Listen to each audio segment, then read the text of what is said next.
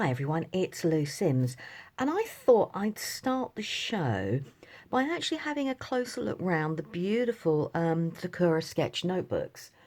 Now in the show you're going to get three different sizes, and each of the books are 140 GSM acid-free paper, which is perfect for a whole host of different things. Whether it's you're a sketcher, whether you like using your inks, whether you like using stencils, oil pastels, oh, just so much. But I'll show you through some of the ideas in here. Now, each of the books will come with a plastic loop which secures it together, and at the back there is a really deep pocket, and also you get this beautiful little wrap. Now I'm using my wrap as a bookmark, not so much of my sketchbook, but actually for real books. So don't get rid of those, because they're actually beautiful pieces of work that you could trim down and put on card and use within your sketchbooks. So you could grab it, let's do that, cut it down, and it can be held different pages in place so you know where you were last working, and you've got it hanging there. So don't get rid of those. Now the books and offers will either come with black or they come with a cream.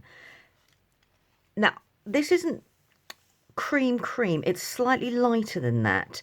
So it's not like a true cream, but it still does have a beautiful warm tone. Now the different sizes we're getting is we're going to get, let's just move those out of the way.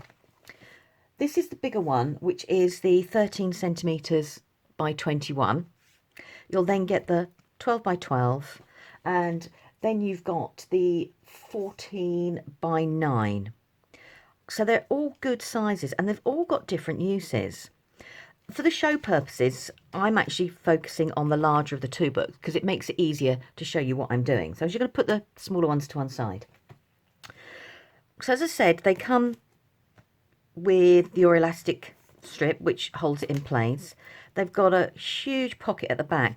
Now in mine, I use my books differently. My black one, this one here, I love my black book.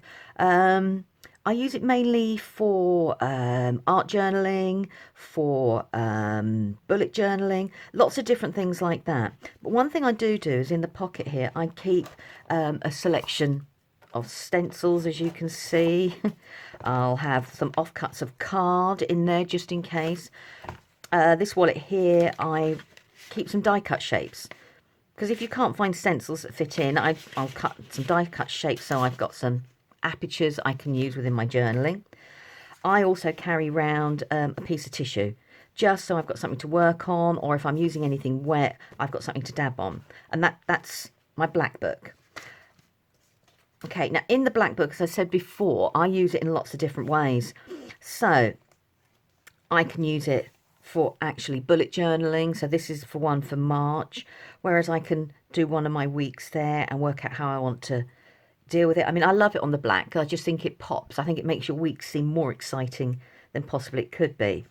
You can do your beautiful standard art pages that you want to do.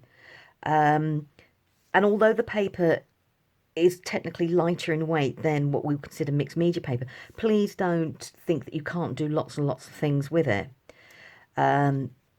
This one here, I've actually used a stencil, and I've just used the white Sakura gel pen, but I have actually put a clear gesso on this beforehand, so because I knew I wanted to water out the gel pen, but I wanted to make sure the paper didn't pill on it. So your pages can do your mixed media type of work, even though that's what they wasn't designed for.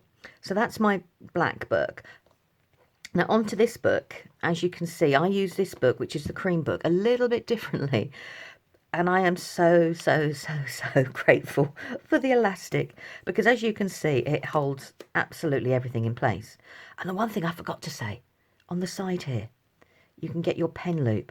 Now I don't use mine to put my pens in, and that's mainly because I always carry a pencil case or a tin around with me to do mine. But you've actually got a place that you can put your pens in, like your micron pens, and as they come with a little metal clasp, that can sit in there. You can get 2 or 3 in there actually. So onto this book, I've actually decorated, compared to my black, the front cover. And the front cover it's not a leather, but it has a beautiful leather feel and a leather effect to it. But it stands, as you can see, there quite a lot of abuse because I've got mediums, rice papers, glitters, foils, gel pens, everything on it sort of thing. And then a glitter over the top. So as I said, I use this book slightly differently. So I use this more as an art journal. But what I have done, I'm just going to move those bits out, is I created a rainbow effect with, if I hope you can see there, with the pages. And this is where I do like my colour swatching, or if I collect a piece of paper I like the colours on, or after I've done some blending techniques, I'll actually go to the book and have a look. So I actually use mine more as an art journal. I do sketch in it. As you can see, you can still do pencil work, and the pencil work beautifully. But then again, I will go and do something like that with my art journal. And this has all been coloured with the koi brush markers, which are on the show. And the kois work beautifully with it. Because they can blend pen to pen and you need little or no water with them, you don't get too much of a bleeding, as you can see there. So I actually do use it like an art journal page and use up different quotes I've got lying around.